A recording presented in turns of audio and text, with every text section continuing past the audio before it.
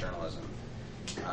For me, it was a great lesson in covering a hyper-competitive field, because celebrity journalism and entertainment journalism and business journalism, all of which I did varying shades of in those places, are super competitive. And it also taught me that if you don't care about it, your heart's just not in it. You're not. For me, that's not how I'd succeed. So I wound up feeling like, I mean, I did well enough to work at one of the two leading trade publications and get hired by the other, like hired away, and literally like hired away as in I took a job and they marched me out with security the day I left because they were competitors. It was not, like, living in LA is not, it's a hard place to live because it's not cheap. The cost of living is like 30% higher than it is here. So I never sold my house here because I would have taken a bath and I couldn't buy an equivalent house in LA. So I rented, and I probably lost money every year just in renting. That said, I got to live in LA, so I get to go to take my kids to movie premieres. The beach was 45 minutes away. I saw amazing stuff in California. Like, just California is an amazing state to travel in. So we went to every like major, museum and attraction in Hollywood and in Southern California. We went up to like the Central Coast where Big Sur is, which is probably my favorite place on earth. And I never would have gotten to go there if I hadn't gone to LA. So I definitely hear you when you say you gotta just find somewhere else and be there for a while. I highly recommend that. But for me, especially my last job at the Hollywood Reporter, which was the most intense, least pleasant job I've ever had, only because it was, I left my house at 8:30 every morning and I didn't get home until 8:30 at night, luckily, if I was lucky. And the amount of weekend job time that I spent was just crazy. I mean, we broke the story when Corey Monteith died as a Hollywood Reporter. I wrote that story for us, and we were the first U.S. news agency to confirm that he died. So that whole weekend, I must have spent at least 20 hours working on my days off, and then I had to go back on Monday, right? So it was the hardest, most thankless, least interesting job I've had, but I still worked in Hollywood for 4 years. So it's like hard for me to say it was terrible all around. Go ahead. This is like kind of a broad question, but what are like the major differences between working on the West Coast and the East Coast? Like people, you know what I mean? The major difference is people approach work differently both places. People on the East Coast are going to broadly generalize and use stereotypes, not like ethnic or racial, but just broadly like work stereotypes, West Coast people versus East Coast people. West Coast people, East Coast people, if they disagree with you, they will tell you. They will say, I don't agree, or I don't think I can do that, or this is weird, and they'll argue. On the West Coast, they'll just say, and then just stuff won't happen. So I'd have to follow up and follow up and follow up. I used to say on the East Coast, my problem was surfing egos in the Inquirer newsroom, and my West Coast problem was pushing marshmallows. Because you're just in and you push, and so you realize, holy shit, I'm surrounded by a marshmallow. Like, they just surround you and smother you and don't do what you ask. So that was my challenge in dealing with West Coast people versus East Coast people. The time delay is huge, man. The news cycle starts, it's going for 3 hours. So I would wake up in the morning in charge of a news site, and 3 hours worth of stuff would have happened every day. And then everything stops at 3 o'clock in the afternoon because the market closes and, or 4 o'clock in the afternoon. The market closes and the East Coast shuts down, and all of a sudden everything just kind of dies and falls off a cliff. So it's very different from a news perspective. LA was a company town. It was all about entertainment. And the East Coast cities tend to be about, media, finance, banking, news in general. Entertainment was part of it, but not the whole thing. And whereas on the West Coast, especially in LA, it was all like people in DC. Have you guys been to DC before, hung out in DC? So you ride the subway in DC and they talk about policy. They'll like walk. So you ride the subway in New York, they talk about a lot of different things, but they also talk about finance and news and everything. In LA, you'd ride this elevator with people and they talk about the Oscars and the Emmys. And oh my God, did you see that movie? And Jeremy Renner was so hot. And oh my God. I'm like, I could not deal. That was not me in the slightest. So those are some, and also just the actual act of getting around. You're fascinated by SEPTA? There is no transit in LA. My commute was 1.5 hour one way in LA. Based on where I live. I have small kids. I had to make sure that they went to good schools. That meant that I couldn't be anywhere near where I worked because I worked in Hollywood and the schools there were, so I had to go far away.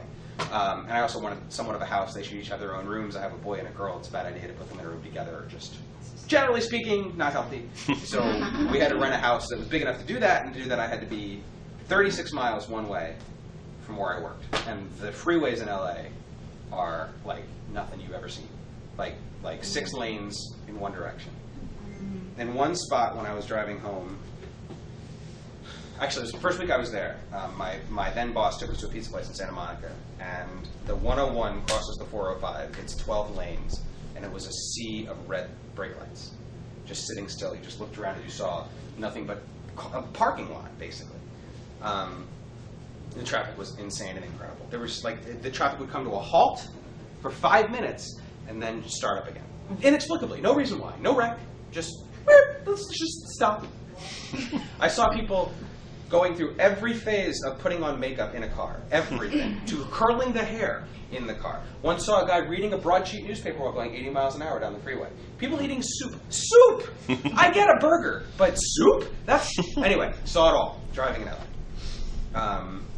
And whereas here, or New York, or DC, you take the subway, you don't have to think about it. You're on the train for an hour, who cares? You can read a book, you can get work done. You can't do that in your car. Or you can, but it's not very legal. What about your kids? How do they like the difference? They like being outside and they like going to free movies and they miss their grandparents like crazy. Every time my parents or my wife's parents came out, it was like 2 weeks of feverish anticipation and then this 4-day extended fugue of sadness when they left. So it was nice to be able to come back and like we're going to Thanksgiving at my in-laws and my aunt's house, just 2 turkey meals next week. But I haven't done that in 5 years. Like Thanksgiving for us was just another meal except there was more food. So those would be the big differences for me personally. Because my whole network is on the East Coast and my friends are here, particularly my family is in Pennsylvania. So when I was in California, I didn't have that support system. We would try to do Christmas because I felt it was very important for my kids to wake up in their own beds on Christmas morning, you know? So we tried to stay home for Christmas, which meant in-laws had to come to us. So it was just very, like logistically, it became a real challenge. Which you guys, if you're young, you won't really have that problem, but as a parent, it was a different challenge to solve, I guess. So I'm just happy to be back, frankly.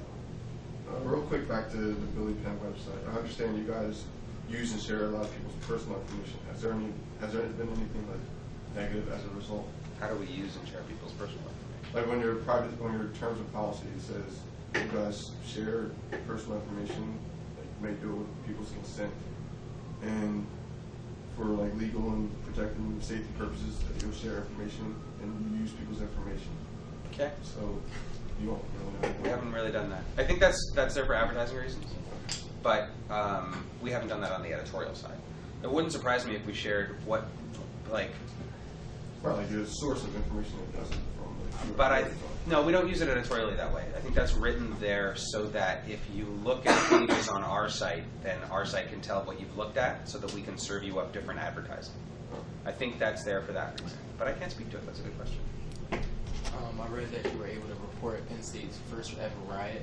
Yeah, I reported that when I was an intern. Yeah. Can you give us an experience of that, and if you could have one thing from 2014 as a tool to help you report that? Oh my God, it's everything. Social media. Only one. Only one? Only Twitter. One. Or I take it back, a cell phone camera, because a disturbing amount of so that was in 2090. I graduated in '98, so that was the summer of '98. The summer of '98, in order to take a picture, you still had to develop film, for the most part. So a ridiculous amount of our time was spent trying to find a pharmacy that was open that could develop black and white pictures, because that was the only form that we had somebody to because we weren't on the scene when this happened. And the photo that we used was dropped off in a roll of film. This was how pictures used to be developed. I feel like I'm speaking another language. It was an inordinate amount of time to get that photo developed. I was not awake when this happened because I was living in State College and I had one of those cranky window air conditioners. So they could have, a bomb could have gone off outside. I wouldn't have heard it. My editor called me the next morning. My girlfriend at the time, now my wife, was in the room with me and she's like, "You gotta go to work." And I'm like, "Yeah, I know." So I went downtown and I talked to people, and then I went to the office and they sent me to the back downtown to go to the press conference that the police were having about it. Basically, there's no good reason for this riot. Have you guys ever been to Penn State? Who's here? Who has been to Penn State, to downtown State College? There's an area at downtown State College where there's a whole bunch of tall apartment buildings across a very narrow street. It's on Beaver Avenue. They call it Beaver Canyon because they're 2 tall buildings. Sound has a habit of bouncing upwards from there. There were a bunch of people outside one of those places where you go when you're inebriated and you're hungry for pizza, and it doesn't matter if it's basically cardboard with cheese. You don't care because you're drunk and you're hungry. It was one of those places. There was a bunch of people standing in line outside that place, which was called literally Acme Pizza, and I swear the name was written in black electrical tape. It was one of those kind of shady places. You spend $1.50, you get a slice of cardboard pizza like this big. They were bouncing a beer ball back and forth. Like Coors Light, you know, however many ounce, you know, empty thing back and forth. Police rode up and took that away, like drove up on cars and took away the beer bottle. People started yelling. Sound echoed up the canyon. People opened their windows to see what was going on and came out of their apartments in the canyon and saw the cops and started throwing stuff at the cops. At first it was paper, and then it was empty beer bottles and cans, and then it was full beer bottles and cans, and then it was kegs over the side. Because this was summertime during Arts Fest, which is this big like festival they do for in-state college. That led to police trying to restrain the students, which led to more noise, which led to more people in the streets, which led to kids knocking over lampposts, lighting things on fire, a surging mob back and forth, a bunch of arrests. Nobody died, but they flipped over a couple of cop cars and a couple of regular cars. So this was like the actual, like, this was the thing. This was a real news story. So I covered it as a news story, interviewed people, found out what was going on, got a message to the crowd. I was an intern, so I was just kind of helping while they did this stuff. And you know, in the middle of building the story in the office, somebody says, "Hey, Krewson, talk on the phone. There's somebody calling from Philly. We can't deal with this right now." Pick up the phone. "Hello? Hi, this is so-and-so from the Philadelphia Inquirer. Can you tell us what you're hearing?" "Sure, I'm the intern. Who knows?" So I tell them, I got a little tagline in the next day's Inquirer that said, "Center Daily Times staffer Chris Krewson contributed to this story," which was the first and only time, to my knowledge, that my name was in the printed Inquirer. So yeah, I would say a cell phone camera, because at the time you had to develop actual film, and that was a huge burden for that particular story. So it was basically the same exact thing that happened when When I saw that happen, it was very. there have been other riots since then, but when I saw Yeah. that, it happened at night. It was not bad weather, and there were already people kind of upset and amped up. So when the board made its decision at like 9 o'clock at night, I was like, they're going to riot. I knew. Anybody who had been through that experience knew that they were going to riot when it happened, and they did. Yeah, and there was cars. It was, cars got flipped over and people got hurt, and it's exactly what happened when I was covering the very first one. That's why I say I covered the first Penn State riot, because it wasn't the last. I don't have to say the Penn State riot, because that would imply there was only one, and there were like 3. This is kind of back to the different thing. I know this isn't the theme of the site, but would you guys ever consider offering like the things to do in Philly, or cover certain events to maybe Oh yeah. attract? Oh yeah, a big part of the plan that we're going to do is figure out, so we're going to tell you this weekend how and where to watch the Philly Marathon, which is happening on Saturday, I think. Best spots to watch, places where there needs to be a crowd to cheer on the runners, tips to using the transit system, tips for parking, tips for traffic. The piece that's done the best, the piece that's done the best for us, frankly, is a list of the 18 who's next people in Pennsylvania politics. So these are 18 people who are up-and-comers in politics, who you should pay attention to, because they're going to be important. They're largely behind-the-scenes people. We're going to do who's next 12 times a year, and we're going to do them for community leaders, we're going to do them for nonprofits, we're going to do them for athletes, we're going to do them like high school athletes, who's next in high school and who are going to make a splash from the Philly area into area colleges. Not just for basketball or football, but all the sports.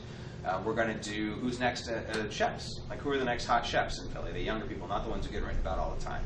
Who are the next, that's going to be like a franchise for us. We're also going to do a whole bunch of coverage around where to go, what to do. Every day we send a newsletter out, like I said. In the middle of that event is an event that we pick every day. We pick the event that you want to go to. So tomorrow's event, did you know that tomorrow night for $20 you can go over to Penn and hang out at the Penn Museum for $20 to give you a free drink, and you can hang out at it's called Drinks with the Sphinx. And they have that there's also an event about a month and a half ago where there was just look at pictures of funny mustaches. And there was a bourbon tasting at the same time. Those are the kind of things that probably people don't know about. We did a Sixers post, because at one point in time you could buy Sixers tickets on StubHub in the preseason for $2. It's actually more expensive now, by the way, to buy a parking pass on StubHub for a Sixers game than the actual game ticket. It's $12 to buy a parking pass, $8 to buy a ticket, because the Sixers suck. We have a story on the site called #LOL Sixers. Like that's the. If you go there, parking now is $20 because you have season tickets. It's $20 every time. I'm so sorry, you have season tickets. But we still on the opposite team side. So I think it's more to get any item of food than it is to buy a ticket these days. Like it's more expensive to buy a beer, to buy a hot dog, I'd imagine, than to buy a ticket. We get to meet the good players from other teams. Well, that's a reason to go, maybe. I know, it is. What made you dislike covering like the Emmys and the Oscars so much? It's Miss America, but for movies. Like you sort of know what the categories are. One of them's going to win. I can't, you know, I like watching certain movies. I don't like all movies. I'm not like a film buff. I never really have been. I took the job in LA because it was a chance to help run a newsroom, not regardless of what it covered, and I thought it would be a good experience. And it was a good experience, but it turns out you really have to care about those things in order to be. I think in order to really succeed, you should really care about what you cover, what you do. It's this. I got tired of the same cycle every year. There's in Hollywood news, and I would imagine that I've talked to people who covered sports or covered politics, and it's pretty much the same. There's a cycle, there's a rhythm to it, and it starts in Hollywood. It starts with, for the Oscar season, it starts at a film festival called Telluride. And Telluride runs into Toronto, and Toronto runs into this, and then there's this, and then there's those milestones that go through, and then there's basically every category for the Academy Awards. There's cinematography, there's actor, director. Every guild that represents that branch of Hollywood has its own award season, has its own award ceremony that runs up to the Oscars, and it culminates at the end of February in the Oscars. So I was not allowed to take vacation anytime from November through February because that was Oscar season, except over Christmas break. But like the last January into February, literally every month, there's the Cinematographers Guild Awards, there's the Directors Guild Awards, there's the SAG Awards, there's the PGA Awards, there's the Costume Guild Awards, there's the foreign, Hollywood Foreign Press, the Golden Globes, right? I didn't care. Ultimately, I think you really have to care about movies and entertainment, and the business helps, but just be fascinated by celebrity. And I never really ever cared about it. I could give a rat's ass. I like superhero movies. I'm kind of getting tired of those. I like Star Wars, but now it's overdone. But do I care about Jeremy Renner? Do I care about Foxcatcher? No. Foxcatcher is the new Steve Carell movie that's based on John DuPont, who was a crazy, eccentric billionaire who took in 2 male wrestlers, and there's all kinds of homoeroticism. And it stars Channing Tatum and Ben Stiller, I think. Ben Stiller. And Steve Carell plays the crazy billionaire who lived in Philly. Yeah. I was going to say he's right outside He's of from Newtown here. Square. Yep. Yeah. Yeah. But I don't care about that movie at all. Like, it was really a buzz at Cannes. Whatever. Like, I don't care. People do. People love it. People it sells a lot of hot magazine covers. But I literally had to do a story when Amanda Bynes was lighting something on fire in her driveway, and that was like a real thing I had to deal with. I just didn't care. So did this website, Billy Penn, did it almost restore enthusiasm? Because it sounds like you weren't really enthused when you were working out. Yeah, I didn't care about that stuff at all. This is also the culmination of a lot of things that frustrated me when I worked for big news companies that I felt didn't understand the internet. And their first reaction to a story somewhere else would be to go waste half of a day of somebody's time re-reporting the same thing that's somewhere else, rather than just pointing elsewhere and saying, this is a great story. You don't see a lot of news until lately. You haven't seen a lot of news organizations pointing other places for big stories. New York Times now has something on its homepage where they link to other things. That started from their app called New York Times Now, where they would say, this is a great story in the New York Times way. This is a great story in the Atlantic. This is a great story in Popular Science. And they would pick kind of boring things, but they were interesting stories other places. That is a very recent development. Most news sites have only ever pointed to the stuff that they produce internally. And I thought that was a really interesting way to go about building a news site. I also I got to pick everybody in my newsroom, so it's the first time that's ever happened. I got to build the thing from scratch. There was no legacy staff around to argue with to figure out what to do. We were starting fresh. And everywhere I've ever worked, big or small, it's been, God, if I could only have everyone in this room doing digital stuff that made sense and have someone else figure out the print for later, that'd be awesome. I have no print to worry about, and everybody's doing something for digital. So those are the reasons why it's exciting and it's invigorating and it's a bigger challenge than being one guy in the Inquirer's newsroom has to care about digital while everybody else is trying to put out a paper every day. And that's what it felt like when I was working at the Inquirer. Or Variety, or the Hollywood Reporter, or the Allentown Morning Call. The whole operation was geared towards a thing. I used to say, when I worked in newspapers, that I worked in newspapers, but I did news, not paper. And I thought the paper would die and the news would be able to keep surviving. And honestly, for most papers, I'm not sure about that. I don't know that they can take the paper out of newspapers. Because as they've shrunken, as they've gotten smaller and smaller, the whole operation is still geared to put a paper out every day. And all they've been cutting is the things that would allow them to do other things. Why? Because that's where the money is still in print. But the audience is all somewhere else. If you look at the curve for print, it's a terrible future. It's not a great present either. So I feel so much better, even though it's less time that I know I have on my clock. But I'm at least trying something new. I feel very strongly that we at least have to try to figure this out. Or else, what's gonna be? How are we gonna find out about things? So that's kind of why I'm enthusiastic and kind of a booster about what we're doing with Billy Penn, because I really do feel like it's important that somebody figure out the next thing. I can't say for sure that we're it, but I feel better trying to do that than worrying about what Amanda finds is lighting on fire. Make sense? Thanks, guys. You can email me if you want, chris@billypenn.com. You should please follow Billy Penn on Facebook. We're Billy Penn News. Look us up there. Follow us on Twitter at Billy_Penn. Come out and say hi sometime. We're going to start. We have a Meet Billy Penn event on today. Today's Tuesday. On Thursday afternoon at 2 o'clock, we're going to be at the Science Center in University City, which is a co-working space at 34th and Market on the second floor. We're just going to be hanging out, letting people meet our reporters and figure out what we're doing. That's in 2 days this week? It's in 2 days this yeah, week. Yeah, this is when this class meets. Oh, well. Sorry, guys. Tuesday, Thursday. Come on, we should go. But we do more things like that. That's not the first one that we have done. So you should look for those, come out and say hey. If you're interested in learning more, shoot me an email and you want to hear more sometime. Thanks, guys, very much for talking. Thanks, John, for having me. I appreciate it. This was fun. Thanks a lot. Sure, no problem. Here, we just got our brand spanking new business cards today. So. They still have those things. Oh, yeah. Yeah. We have a quote from William Penn on the back that says, "Knowledge is the treasure of a wise man." I was about to say, if you could leave us with anything else, what would it be? If I could leave you with anything else, That you would want us to know. I would want you to know. Be social, and don't just be social in person. Be active on social media, because every opportunity I've ever had has been, like, career-wise, has been through people I know through social media. The jobs that I've filled at Billy Penn, I tweeted the job description. We never actually formally published them anywhere. The best candidates I came through my network of people, and I found that not just at Billy Penn, but every place I've worked. Be active, be interested, ask questions, and network like crazy.